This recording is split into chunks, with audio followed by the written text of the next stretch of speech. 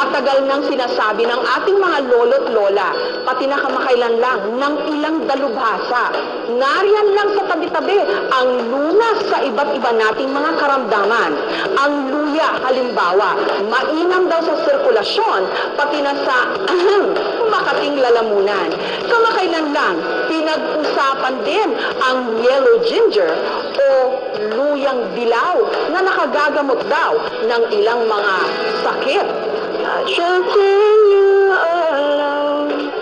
Panay ang ensayo ngayon sa pagbirit ng aspiring singer na si Marie, 20 anyos. Mag-audition daw kasi siya sa isa sa pinakasikat na choir sa bansa.